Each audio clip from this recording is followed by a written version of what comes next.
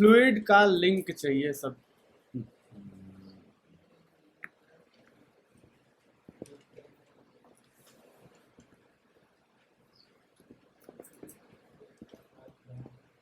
Downloads था।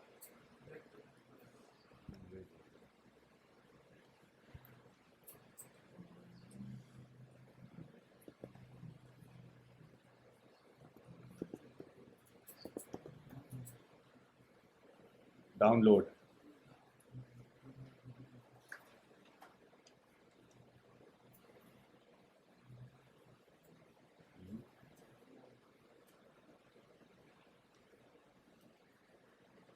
Download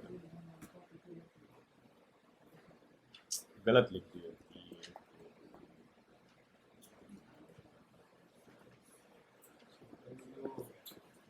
वो change कर देता है ना।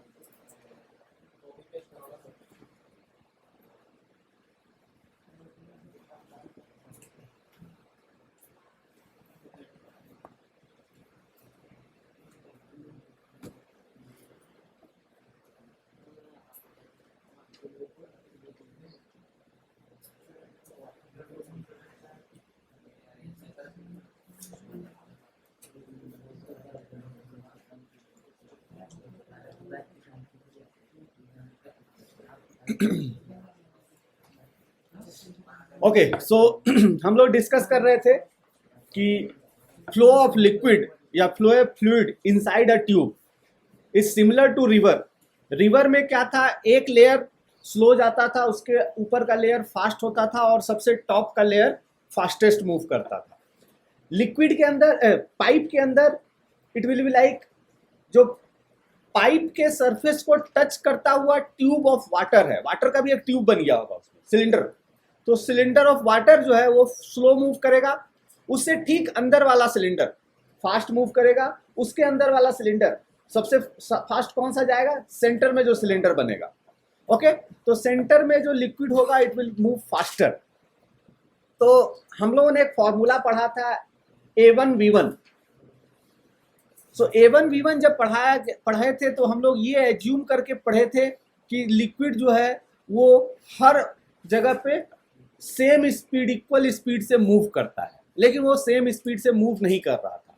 ठीक है, तो हुआ कि we need a complicated formula जिससे हम ये पता कर सके कि rate of flow of liquid कितना है। ठीक है, तो उसको लेकर एक साइंटिस्ट ने कुछ रिसर्च किए और उन्होंने पता लगाया कि फ्लो ऑफ लिक्विड जो है वो कुछ फैक्टर्स पे डिपेंड कर रहा है। ओके, तो उन्होंने सारी चीजें कैलकुलेट करके डायरेक्ट रिजल्ट ही बताया था, इसका कैलकुलेशन या डेरिवेशन नहीं पढ़ना है। तो इस फॉर्मूले में देखते हैं क्या क्या है। First term is P2 minus P1। This is the potential difference, pressure difference across the tube. जिस ट्यूब से लिक्विड फ्लो कर रहा है उसके दोनों एंड का प्रेशर डिफरेंस हो जाएगा। ठीक है, सो P2 माइनस P1 ये क्या हो जाता है, pressure difference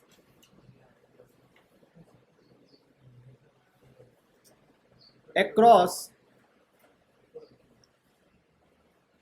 tube.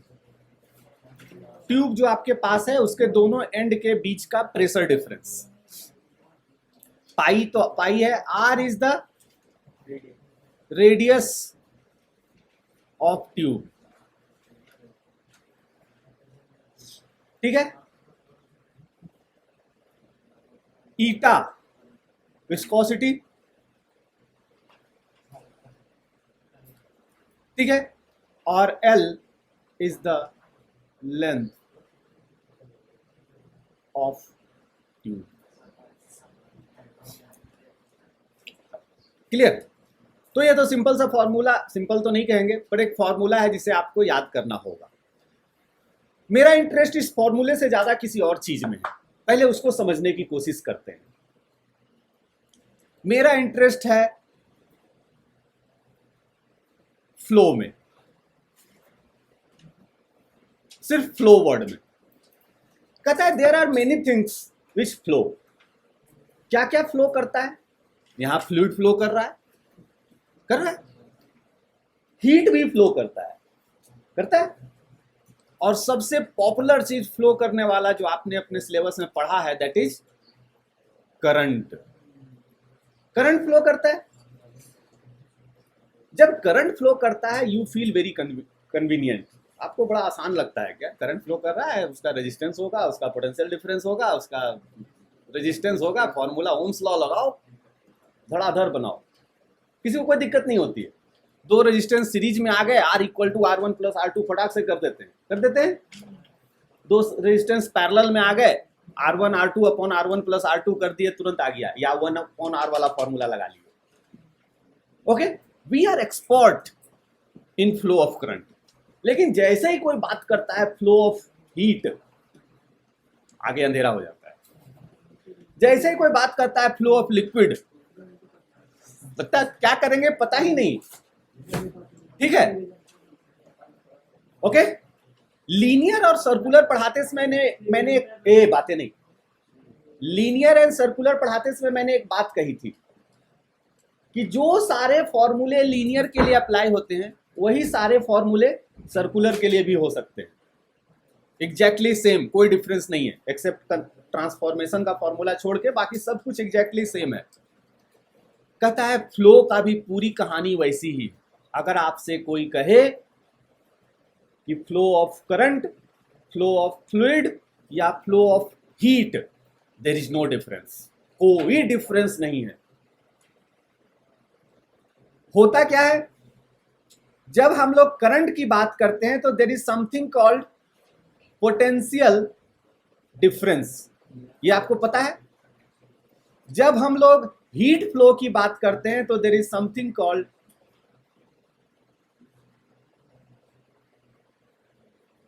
Temperature difference. जब हम लोग फ्लूइड फ्लो की बात करते हैं तो देयर इज समथिंग कॉल्ड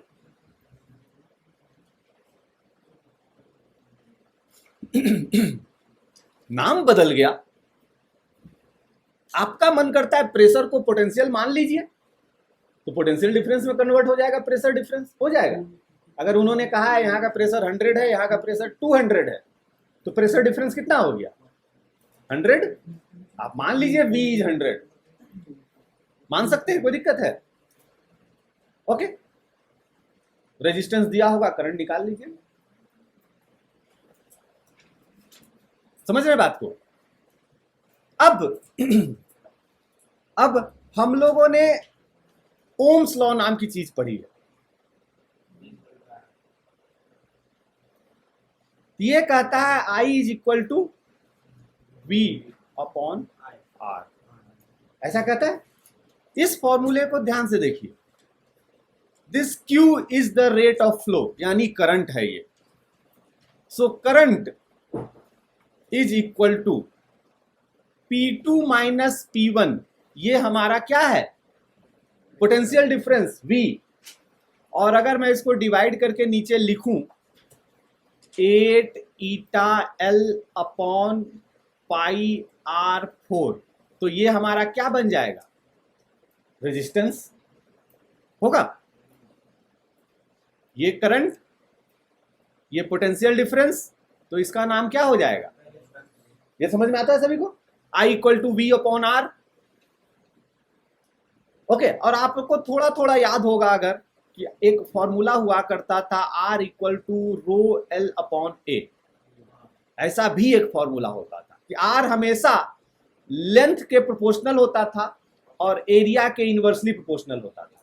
यहां भी देखिए, आपका जो R है that is proportional to length, और एरिया के जगह यहां पर थोड़ा सा चेंज हो गया है, पाई R पे पावर 4। और ये सिर्फ और सिर्फ इस कारण से हुआ क्योंकि लिक्विड यूनिफॉर्मली फ्लो नहीं कर रहा था। लिक्विड जो फ्लो कर रहा था वो सेंटर में फास्ट जा रहा था और आउटसाइड स्लो जा रहा था। इस कारण से थोड़ा सा एरिया के फॉर्मूले में R पे पावर R स्क्वायर के जगह R पे पावर 4 चला गया। वो कैलकुलेशन के कारण वैसा आ जाता है। तो रेजिस्टेंस भी लगभग वैसा ही है। क्लियर? सो आपसे एग्जाम में अगर आपको एग्जाम में अगर इसको नोट कर लीजिएगा, अभी पहले देख ले सिखा देता हूँ, रुक जाइए, नोट कर लीजिएगा, हम दिखाई देंगे। आपको अगर एग्जाम में कहा जाता है कि एक रेजिस्टेंस ये है, एक रेजिस्टेंस ये है और एक रेजिस्टेंस ये है, इसका पोटेंशियल 5 वोल्ट है, इसका पोटेंशियल 2 वोल्ट है, इसका पोटेंशियल 10 वोल्ट है, इसका रेजिस्टेंस 2 ओम है, इसका रेजिस्टेंस भी 2 ओम है, इसका रेजिस्टेंस भी 2 ओम है, इसका पोटेंशियल बताइए। तो आप लोग करंट वगैरह निकाल लेते हैं, या अभी और पढ़ेंगे तो और एक्सपर्ट बन जाएंगे। कहता है अगर आपसे कह दे कि there is a pipe like this, दिख रहा है, यहाँ का प्रेशर 5 है, यहाँ का प्रेशर 2 है, यहाँ का प्रेशर 10 है, और सभी पाइप आइडेंटिकल है, मतलब सबका रेजिस्टेंस इक्वल है, तो यहाँ का प्रेशर बताइए। There is no difference between these two problems. इन दोनों प्रॉब्लम्स में कोई डिफरेंस नहीं है। समझ में आता है ना? आप इसको पूरा, मैं तो क्लासरूम में इसको मिटा देता था और ये बना लेता था। कितना भी कोशिश कीजिए, इसके ऊपर माइंड नहीं काम कर पाता है, लेकिन इसको मैं फट से ये बना लेता था, उसके बाद माइंड फटाफट काम करने लगता है, क्योंकि रेजिस्टेंस और करंट का तो हम लोग का बहुत पुराना एक्सपीरियंस हो गया है।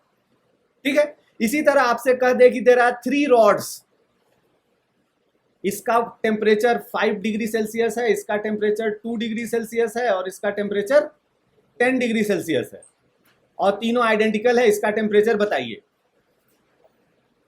तो इसको भी हम लोग क्या करेंगे, इसमें ट्रांसफॉर्म कर लेंगे। समझ रहे हैं? सो फ्लो किसी भी चीज के बारे में बोले, वो करंट का फ्लो हो, लिक्विड का फ्लो हो, या हीट का फ्लो, इवन कल को और आपको कोई ऐसी चीज मिल जाती है विच इज फ्लोइंग, रूल्स नहीं बदलेंगे, वो सारे वही रूल्स फॉलो करेंगे जो करंट में होता था। अब हम लोग को पढ़ाते समय बड़ा गड़बड़ किया जाता है। ओम्स लॉ करंट के चैप्टर में तो पढ़ा देते हैं, यहां नहीं पढ़ाते हैं। पूरी थ्योरी पढ़ाई जाती है, नाम नहीं लिया जाता है ओम्स का। ओम्स लॉ नाम ले ले तो सब कुछ सिंपल हो जाए। ठीक है, तो ये चीज याद रखिएगा, ये आपको बुक्स में नहीं मिलेंगे, कि आपको जब भी हीट फ्लो या फ्लूइड फ्लो का क्वेश्चन मिले, करंट फ्लो मान के बना लेना है। ठीक है ना? कहीं कोई दिक्कत नहीं होती है, एकदम परफेक्ट आंसर आता है और फटाक से आंसर आएगा। और अगर इनका ओरिजिनल प्रोसीजर फॉलो करेंगे, इट इज वेरी कॉम्प्लिकेटेड। इतना कॉम्प्लिकेटेड प्रोसीजर इन्होंने डिजाइन कर रखा है कि हम लोगों के लिए बड़ा डिफिकल्ट हो जाता है समझना। तो पिछले स्लाइड पे आइए और नोट कीजिए। तो इनका ये फॉर्मूला जरूर याद रखिएगा कि ज्यादातर क्वेश्चन इसी फॉर्मूले पे बनेंगे। बाकी ये समझ लीजिएगा कि फ्लो पोटेंशियल डिफरेंस के कारण हो, टेम्परेचर डिफरेंस के कारण हो, प्रेशर डिफरेंस के कारण हो, ओम्स लॉ हमेशा काम करता है। Rate of flow of charge, rate of flow of liquid, rate of flow of heat, सबके लिए सेम ही ओम्स लॉ है।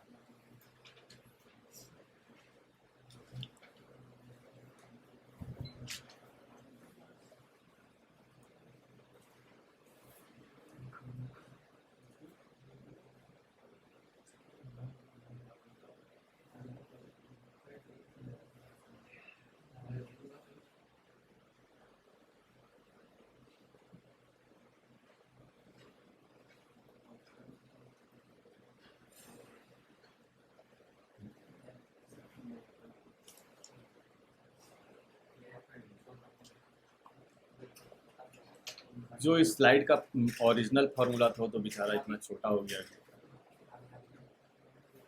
तो इस फॉर्मूले के बारे में ही सब कुछ लिखा हुआ है। ठीक है ना? तो इस फॉर्मूले पे ध्यान दीजिए।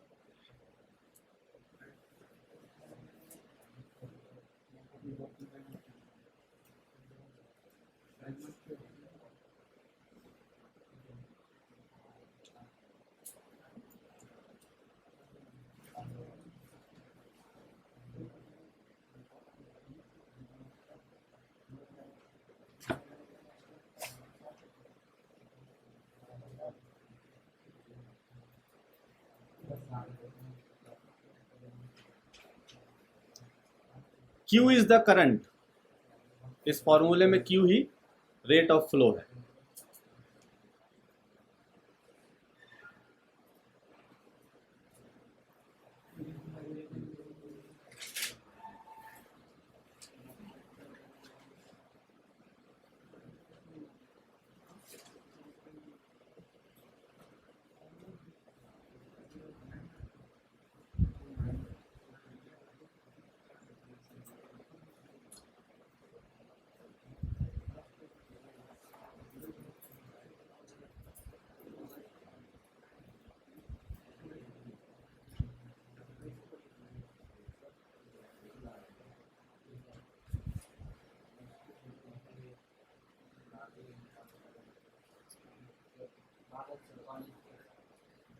पता नहीं, हाँ अब तो कॉलेज चले गए होंगे, तो 8 बजे के पहले मिलेंगे, 9 बजे के ठीक है 9 बजे के पहले मिलते हैं ना, उसके बाद तो चले जाते हैं। क्या काम है? गड़बड़ हो गया? क्या हो गया है? फीवर हो गया?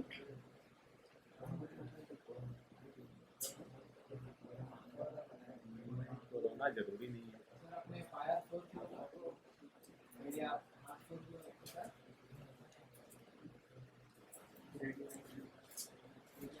हाँ, एरिया R4 नहीं है। जब उन्होंने प्रैक्टिकली एक्सपेरिमेंट किया तो ये आया एरिया, क्योंकि वो क्या है कि सेंटर में जो लिक्विड है वो फास्ट फ्लो करता है, आउटसाइड स्लो फ्लो करता है। तो उन्होंने उसका इफेक्टिव कैलकुलेशन किया, मतलब कैलकुलेशन नहीं किया, एक्सपेरिमेंट किया।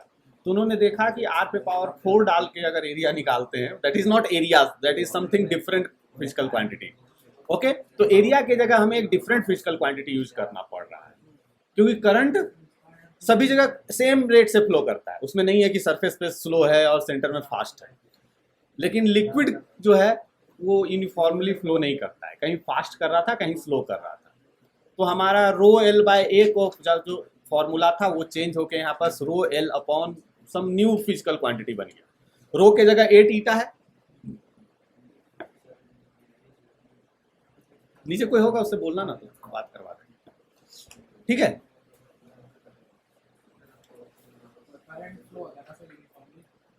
हाँ, इलेक्ट्रिक करंट यूनिफॉर्मली फ्लो करता है, ठीक है, इलेक्ट्रिक करंट यूनिफॉर्मली फ्लो करता है, ठीक है। अब कुछ जनरल नॉलेज वाली बातें।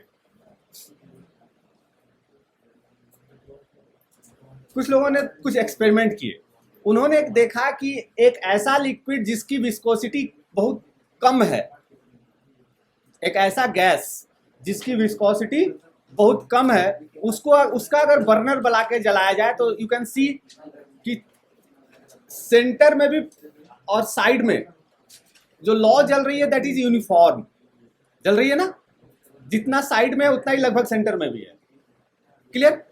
लेकिन एक विस्कस गैस को लिया गया तो यू कैन सी क्लियरली कि साइड में बहुत कम लॉ जल पा रही है, क्योंकि साइड में फ्लो बहुत कम होगा और सेंटर में फ्लो फास्ट है, तो सेंटर में ज्यादा जल रही है क्योंकि वहां पर ज्यादा गैस फ्लो हो रहा होगा, समझ रहे हैं। तो नॉन विस्कस गैस और विस्कस गैस का फ्लो देखने को यहां पर मिल गया कि विस्कस गैस लिया हमने तो सेंटर में ज्यादा फ्लो था, तो सेंटर में लॉ भी बड़ी थी, और साइड में कम फ्लो होगा तो कम चलता है। लेकिन अगर नॉन विस्कस लिक्विड है जिसमें विस्कोसिटी नहीं है तो वो पूरा हर जगह सेम स्पीड से मूव कर रहा है, ठीक है। नेक्स्ट कहा गया कि जब भी हम लोग पानी की सप्लाई करते हैं तो एरिया वाला फैक्टर बहुत इंपॉर्टेंट होता है। अगर एरिया ज्यादा होगा, क्योंकि इस फॉर्मूले में हमने देखा R पे पावर 4 है, तो फ्लो भी ज्यादा होगा, और अगर एरिया क्रॉस सेक्शन एरिया कम कर दिया जाए तो फ्लो भी कम होगा। तो घरों में जो पानी की सप्लाई की जाती है वो पहले वाइडर ट्यूब से की जाती है और बाद में वो थिनर ट्यूब में जाता है, ठीक है। सिमिलरली हमारे बॉडी में जो ब्लड सर्कुलेशन होता है उसके लिए भी हार्ट से जो वेन्स या क्या बोलते हैं दूसरे को, आर्टरी जो कनेक्टेड होते हैं वो वाइडर होते हैं, क्योंकि वहां पर लिक्विड को ज्यादा फ्लो करना है, ठीक है। और बाकी जहां बॉडी पार्ट्स के पास पहुंच जाते हैं तो वहां पर वे पतले पतले ट्यूब्स में, कैपिलरीज में कन्वर्ट हो जाते हैं। ठीक है,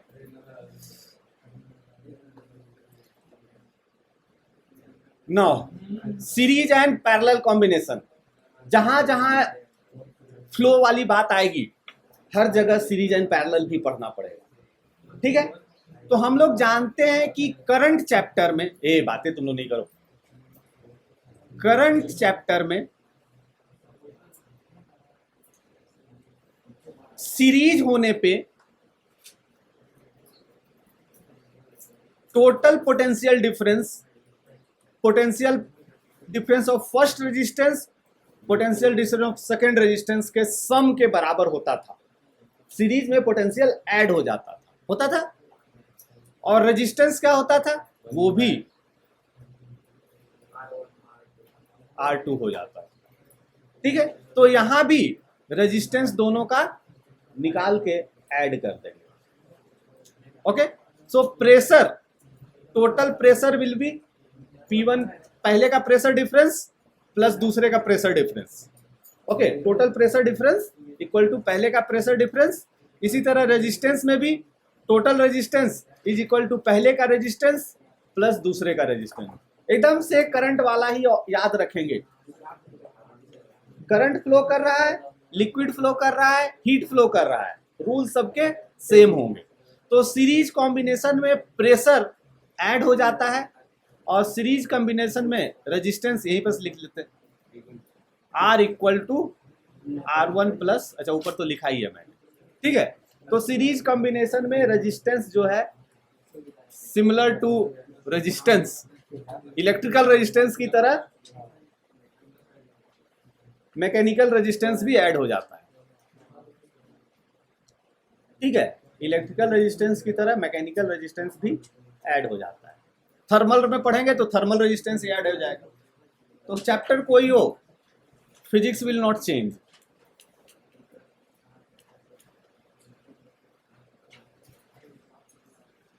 सो सीरीज कॉम्बिनेशन ऑफ ट्यूब में resistance R equal to R1 plus R2। कैसे होता है, तो जैसे करंट में होता था। ठीक है ना, इसके बारे में सोचना ही नहीं है। प्रॉब्लम भी दे तो रेजिस्टेंस करंट का ही सोचेंगे, पोटेंशियल डिफरेंस करंट का ही सोचेंगे। वहां सोचना बहुत आसान होता है, यहाँ पर इमेजिनेशन बहुत कठिन हो जाती है। ठीक है, पैरेलल में दो ट्यूब पैरेलल में कर दिया गया, तो हम लोग जानते हैं कि करंट में जब करंट पढ़ते थे, जब करंट पढ़ते हैं तो पैरेलल के केस में नहीं, वोल्टेज V1 और वोल्टेज V2 सेम होता था, जो कि टोटल V के भी बराबर होता था। और रेजिस्टेंस का formula 1/R equal to 1/R1 R2, या इसी को लोग थोड़ा अरेंज कर लेते थे तो बन जाता था, ऐसा हो जाता था। ठीक है, अगर दो ही हैं तो लोग इसको अरेंज कर लेते थे, कहते थे हर बार उतना लिखने की जरूरत नहीं है।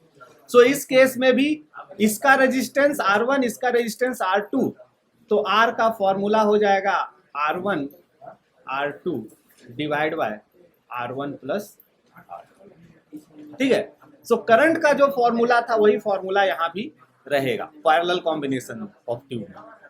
ये तुम लोग कितनी बातें कर रहे हो।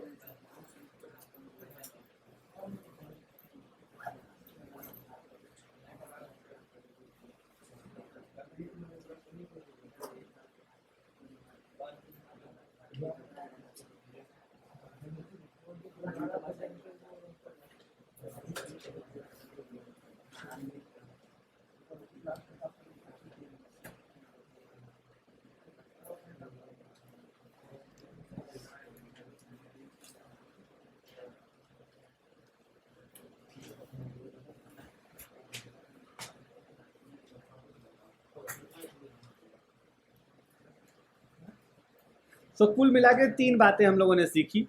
वो एक जो फॉर्मूला था, और पैरेलल और सीरीज, ओम्स लॉ। ठीक है ना,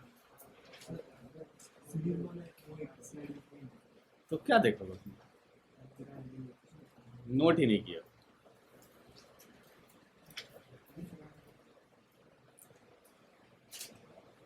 लो आज तो थ्योरी में ही टाइम खत्म हो गया। हो गया।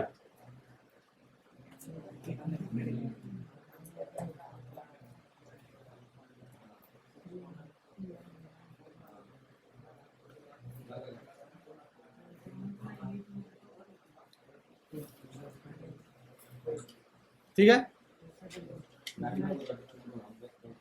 सो ये रेजिस्टेंस का पैरेलल में फॉर्मूला था, तो लिख ही लिए। Now level 1 class work. Level 1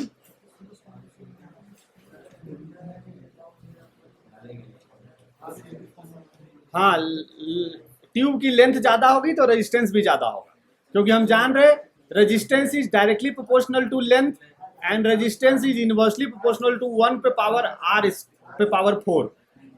okay, बस यही एक चीज बदल गया कि पहले रेजिस्टेंस जो है इनवर्सली प्रोपोर्शनल टू एरिया होता था, यानी inversely proportional to r square था, यहाँ पर इनवर्सली प्रोपोर्शनल टू r पे पावर 4 आ गया। ये एक छोटी सी बात बदल गई। ठीक है। सो लेवल 1 क्लास वर्क।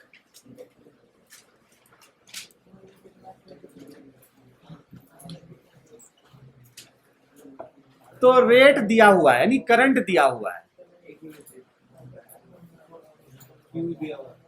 क्यू दिया हुआ है। हम लोग इस क्वेश्चन में क्यू लिखते हैं 20 into 10⁻⁻6। Another tube of same radius, double length, is connected in series.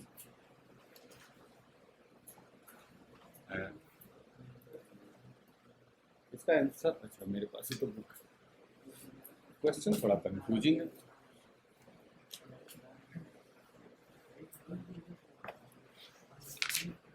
ऐसा क्वेश्चन क्यों कंफ्यूज हो जाता है। Level 1 class work, question number 24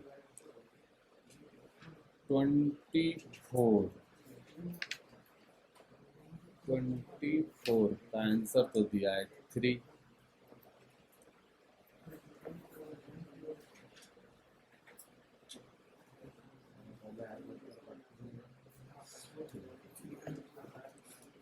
okay.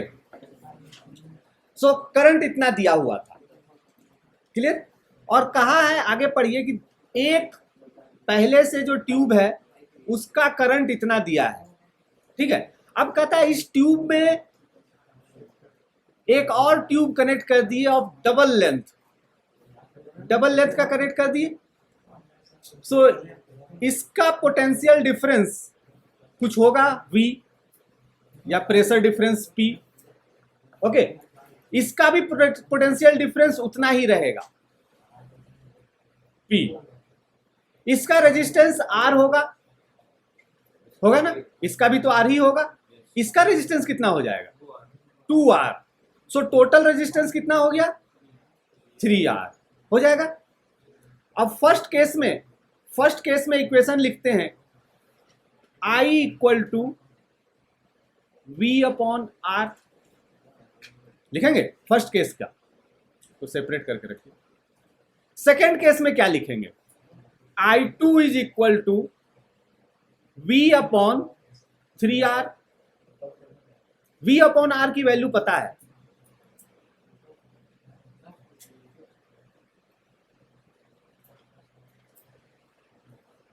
तो ये हो जाएगा 20 इंटू 10⁻⁻6 डिवाइड बाय,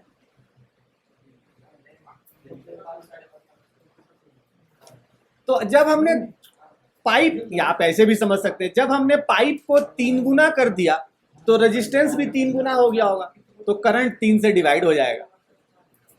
होता है ना, current is inversely proportional to R, तो रेजिस्टेंस 3 गुना हो गया। लेंथ 3 गुना होगा तो रेजिस्टेंस भी 3 गुना हो जाएगा। तो हमने फर्स्ट केस में करंट दिया हुआ था, फर्स्ट केस का पोटेंशियल डिफरेंस लिखा, फर्स्ट केस का रेजिस्टेंस लिखा, और हमने एक इक्वेशन लिख दिया। सेकंड केस में भी ऐसे ही रेजिस्टेंस लिखा, टोटल रेजिस्टेंस निकाला, टोटल पोटेंशियल डिफरेंस सेम रहेगा क्योंकि सेम ही कंडीशन है, और नया करंट निकाल दिया। तो आप ऐसे सोच सकते हैं या फिर डायरेक्ट भी सोच सकते हैं कि लेंथ 3 गुना हो गया तो करंट रेजिस्टेंस भी 3 गुना हो गया। रेजिस्टेंस 3 गुना हो जाएगा तो करंट 3 से भागा हो जाएगा, इनवर्सली प्रोपोर्शनल होता है। तो आप दोनों में से कोई भी प्रोसीजर यूज कर सकते हैं। तो for first case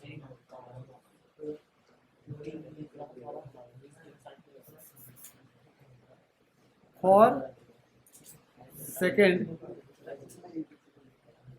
case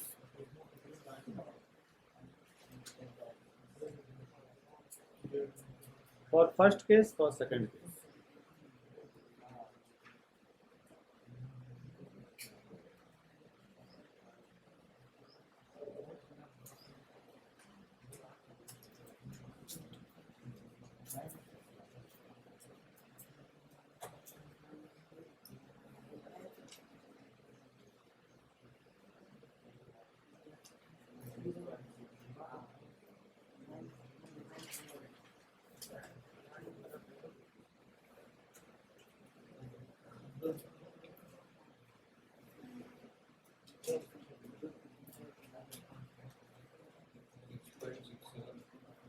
six 6.67 into 10⁴ तो ये करेक्ट हो जाएगा।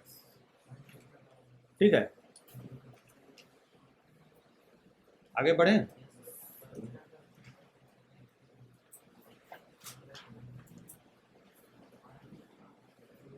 An artery in the certain person has widened, आगे ध्यान से याद रखिएगा, वो क्वेश्चन आधा आधा था ना।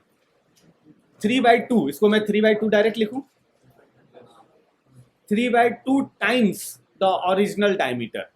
तो कहता है उसका जो आर्टरी है उसको 3/2 कर दिया गया diameter. Okay, if pressure difference across the artery is maintained, pressure difference same है, the blood flow through the artery will be increase too. तो फिर से वही करेंगे, first case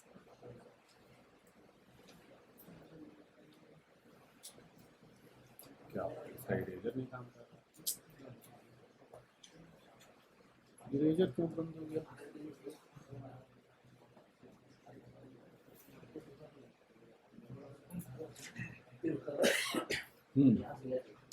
so first case और second case,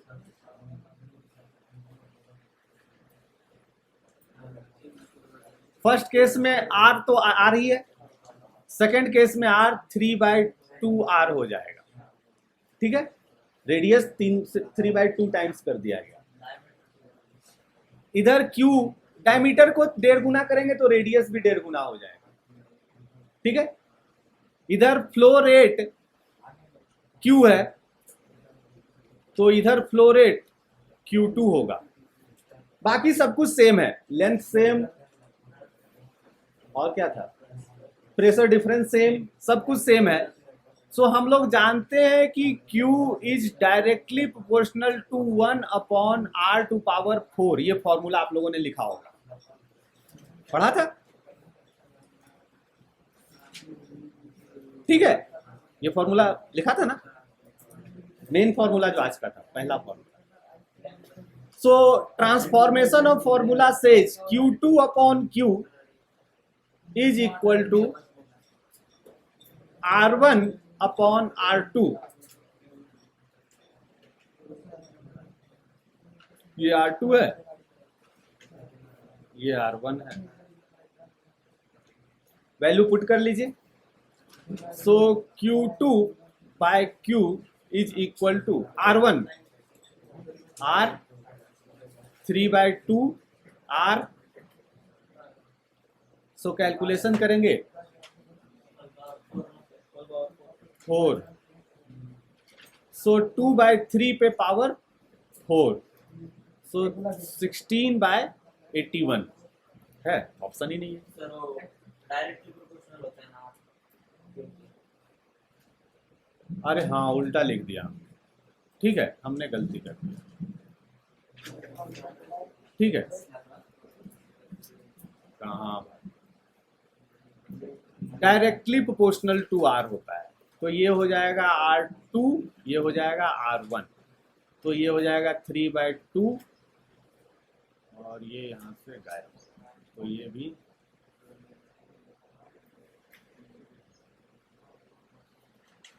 three by two, तो कितना हो जाएगा 81/16।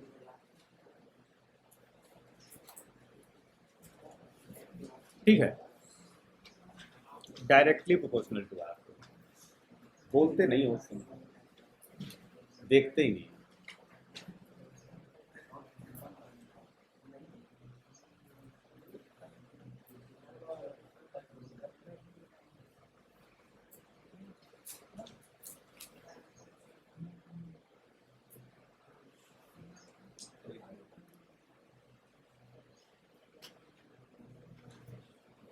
चलो टाइम्स अप हो गया।